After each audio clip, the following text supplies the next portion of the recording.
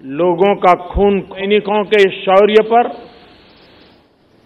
ये मैं भली भांति समझ पा रहा हूं। इस समय जो देश की अपेक्षाएं हैं,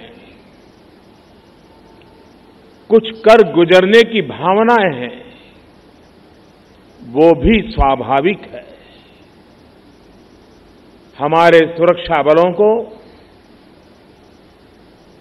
पूर्ण स्वतंत्रता दे दी गई है।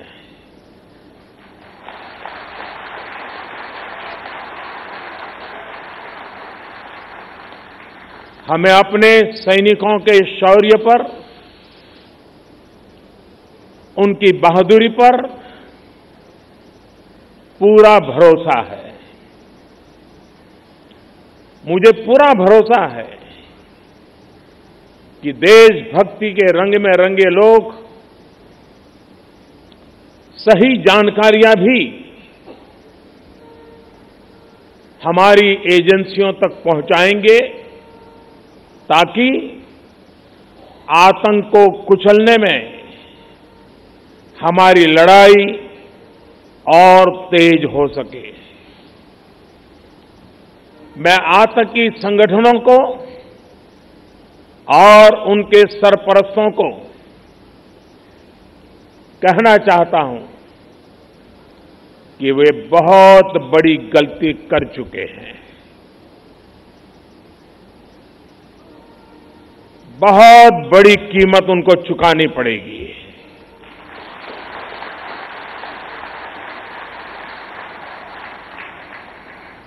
मैं देश को भरोसा देता हूं कि हमले के पीछे जो ताकतें हैं, इस हमले के पीछे जो भी गुनहगार हैं, उन्हें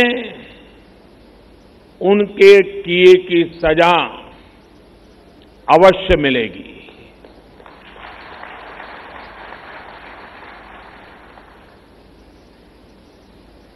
जो हमारी आलोचना कर रहे हैं, उनकी भावनाओं का भी मैं आदर करता हूं। उनकी भावनाओं को मैं भी समझ पाता हूं और आलोचना करने का उनका पूरा अधिकार भी है। लेकिन मेरा सभी साथियों से अनुरोध है कि ये वक्त बहुत ही संवेदनशील और भावुक पल है। पक्ष में या विपक्ष में, हम सब राजनीतिक छींटाकशी से दूर रहें। इस हमले का देश एकजुट होकर के मुकाबला कर रहा है। देश एक साथ है, देश का एक ही स्वर है और यही विश्व में सुनाई देना चाहिए, क्योंकि लड़ाई हम जीतने के लिए लड़ रहे हैं।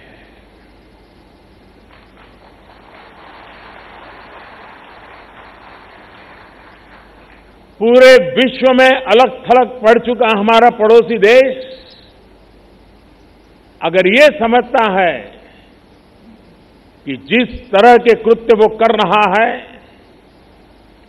जिस तरह की साजिश रच रहा है, उससे भारत में अस्थिरता पैदा करने में सफल हो जाएगा, तो वो ख्वाब हमेशा हमेशा के लिए छोड़ दे। वो कभी ये नहीं कर पाएगा और न कभी ये होने वाला है।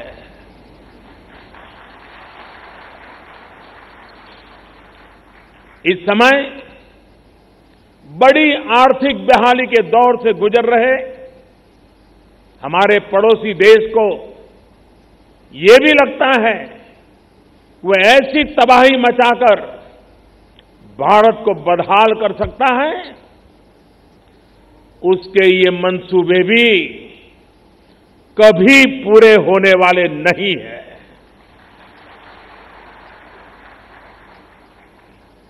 वक्त ने सिद्ध कर दिया है कि जिस रास्ते पर वो चले हैं वो तबाही देखते चले हैं और हमने जो रास्ता अख्तियार किया है वो तरक्की करता चला जा रहा है।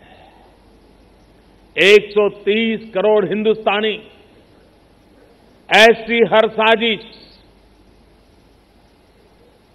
ऐसे हर हमले का मुंह तोड़ जवाब देगा।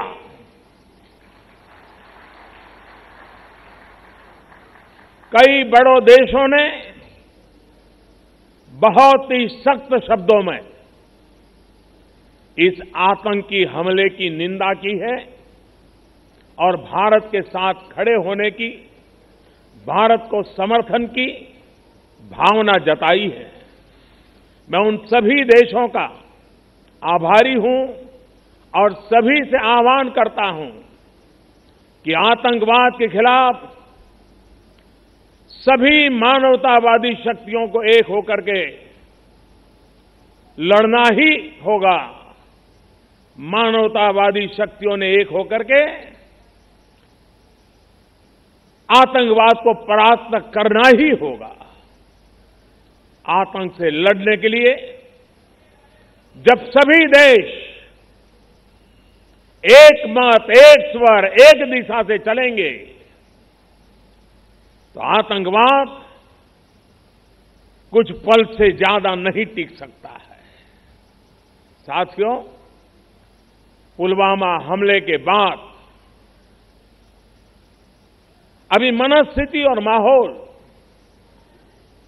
दुख के साथ आक्रोश से भरा हुआ है। ऐसे हमलों का देश डटकर मुकाबला करेगा। यह देश रुकने वाला नहीं है। हमारे वीर शहीदों ने अपने प्राण की आहुति दी है और देश के लिए मर मिटने वाला हर शहीद दो सपनों के लिए जिंदगी लगाता है।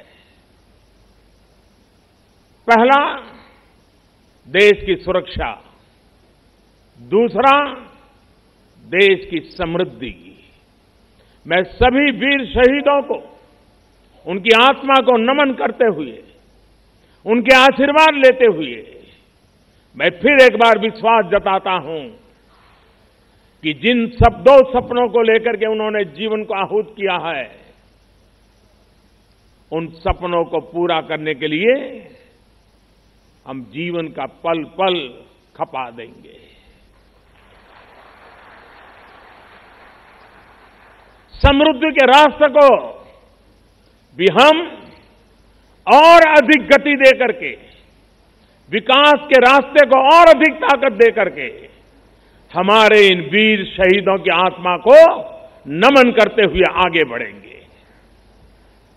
और उसी सिलसिले में मैं वंदे भारत एक्सप्रेस के कॉन्सेप्ट और डिजाइन से लेकर इसको जमीन पर उतारने वाले हर इंजीनियर, हर कामगार का आभार व्यक्त करता हूं। चेन्नई में बनी ये ट्रेन दिल्ली से काशी के बीच पहला सफर करने वाली है। यही एक भारत श्रेष्ठ भारत की सच्ची ताकत है, वंदे भारत एक्सप्रेस की ताकत है। साथियों, बीते 4.5 वर्षों में हमने भारतीय रेल की स्थिति को बहुत ईमानदारी के साथ, बहुत परिश्रम के साथ बदलने का प्रयास किया है। वंदे भारत एक्सप्रेस उन कार्यों की ही एक झलक है। बीते वर्षों में रेलवे उन सेक्टर्स में रहा है जिसने मेक इन इंडिया के तहत मैन्युफैक्चरिंग में बहुत प्रगति की है। साथ ही देश में रेल कोच फैक्ट्रियों का आधुनिकीकरण, डीजल इंजनों का इलेक्ट्रिक में बदलने का काम और इसके लिए नए कारखाने भी शुरू किए गए हैं। आपको याद होगा, पहले रेलवे टिकट में ऑनलाइन रिजर्वेशन की क्या हालत थी। उस समय 1 मिनट में 2000 से ज्यादा टिकट बुक नहीं हो सकते थे अब आज मुझे बहुत संतोष है कि रेलवे की वेबसाइट बहुत यूजर फ्रेंडली हुई है और 1 मिनट में 20,000 से ज्यादा टिकट बुक हो सकते हैं। पहले हालात ये थे कि एक रेलवे प्रोजेक्ट को स्वीकृत मिलने में कम से कम 2 साल लग जाते थे। अब देश में एक रेलवे प्रोजेक्ट 3 या 4 या ज्यादा से ज्यादा 6 महीने में स्वीकृत हो जाते हैं। ऐसे ही प्रयासों से रेलवे के कार्यों में नई गति आई है। पूरे देश में ब्रॉडगेज की लाइनों से अनमैन्ड क्रॉसिंग को एक बड़ा अभियान चलाकर खत्म कर दिया गया है। अब जब हम सरकार में आए थे तो देश में 8,300 से ज्यादा मानव रहित रेलवे क्रॉसिंग थी। इस वजह से आए दिन हादसे होते रहते थे। अब ब्रॉडगेज लाइनों पर मानव रहित रेलवे क्रॉसिंग खत्म होने से हादसे भी कम हुए हैं। देश में रेलवे पटरियों को बिछाने का काम हो या फिर बिजलीकरण का काम। वज़ीर-ए-आज़म नरेंद्र मोदी CCS की मीटिंग के बाद खिताब कर रहे थे। इस मौके पर उन्होंने वज़ीर-ए-आज़म नरेंद्र मोदी ने गहरा दुख का इजहार किया जिस तरीके से दहशतगर्दाना हमला अंजाम दिया गया। जवानों पर उन्होंने कहा कि पूरा भरोसा है, दहशतगर्दाना कार्रवाई अंजाम देने वाली दहशतगर्द तंजीमों ने बहुत बड़ी गलती की है। इसका तबसरा वज़ीर-ए-आज़म नरेंद्र मोदी ने अपने इजहार ख्याल में किया और साथ ही साथ भरोसा उन्होंने दिलाया कि हमले के पीछे जो ताकतें काम कर रही हैं उन्हें इसकी सजा मिलेगी, सख्त से सख्त कार्रवाई उनके खिलाफ की जाएगी। और साथ ही साथ उन्होंने तमाम सियासी जमातों से अपील की कि इस वक्त मुल्क में गम और गुस्से की लहर जरूर है, लेकिन तमाम जो सियासी पार्टियां दहशतगर्दाना हमले के बाद सियासी हमला ना करें, इस तरफ भी वज़ीर-ए-आज़म नरेंद्र मोदी ने इशारा दिया। और आखिर में उन्होंने तमाम शोहदा को खराज अकीदत पेश किया और साथ ही साथ कहा कि उनके अहले खाना के साथ वो इजहार ताज़ियत पेश करते हैं। तो पूरे मुल्क में गम और गुस्से की लहर दौड़ गई है और सिक्योरिटी के हवाले से अगर बात की जाए तो सिक्योरिटी भी पुख्ता कर दी गई है। आज मरकजी वज़ीर दाखिला राजनाथ सिंह अब से कुछ ही देर में श्रीनगर के लिए रवाना होने वाले हैं। श्रीनगर एयरपोर्ट पर सिक्योरिटी सख्त कर दी गई है। हमारे नुमाइंदे समी ने इस ताल्लुक से जायजा लिया है। लेथपोरा में कल हुए खुदकुश हमले के बाद श्रीनगर इलाके में सिक्योरिटी को हाई अलर्ट पे कर दिया गया है। हम इस वक्त मौजूद है CRPF के रिक्रूट ट्रेनिंग सेंटर में, जहां कल शहीद हुए CRPF जवानों को खराज अकीदत पेश किया जाएगा। और यहाँ ये भी माना जा रहा है कि होम मिनिस्टर राजनाथ सिंह यहाँ इस CRPF ग्रुप सेंटर का दौरा करेंगे और सिक्योरिटी सिचुएशन का रिव्यू लेंगे। समीउल्लाह, न्यूज़ 18 उर्दू, हुमामा। इस वक्त हम श्रीनगर जम्मू कौमी शाहराह पर लेथपोर के मुकाम पर है, जहां पर यह खुदकुश हमला कल यहां पर पेश आया, जिसमें सिक्योरिटी फोर्सेस CRPF को काफी भारी नुकसान उठाना पड़ा है। इस वाक़ा को लेकर आज जो यहां पर जो है NIA की खुसूसी टीम जो दिल्ली से आने वाली है वो इस वाक़े की तहकीकात यहां पर शुरू करेगी। अभी यहां टीम नहीं पहुंची है, अभी टीम का इंतजार हो रहा है। जो ये एरिया है, ये पूरा एरिया जो है ये सील कर दिया है सिक्योरिटी फोर्सेस ने और इसकी पूरी तहकीकात की जा रही है और जांच पड़ताल की जा रही है। इसके बाद जो NIA की टीम यहां पहुंचेगी तो वो देखेगी कि आया ये खुदकुश हमला जो हुआ है ये कैसा हुआ है, किस तरीके से अंजाम दिया गया है और किन इसमें कौन से कारफरमा लोग शामिल है। बिलाल खान, न्यूज़ 18 उर्दू, लेथपोरा, पुलवामा। अभी हमारे साथ हैं केंद्रीय मंत्री मुख्तार अब्बास नकवी। सर, जिस तरीके से पुलवामा में अटैक हुए हैं, क्या कहेंगे? अब देखिए, इस वक्त बोलने का वक्त नहीं है, करने का वक्त है। Wait and watch. लेकिन आपने कहा कि करने का वक्त है, ये हर लोग देशवासी कह रहे हैं कि करने का वक्त तो बोला जा रहा है, लेकिन क्या?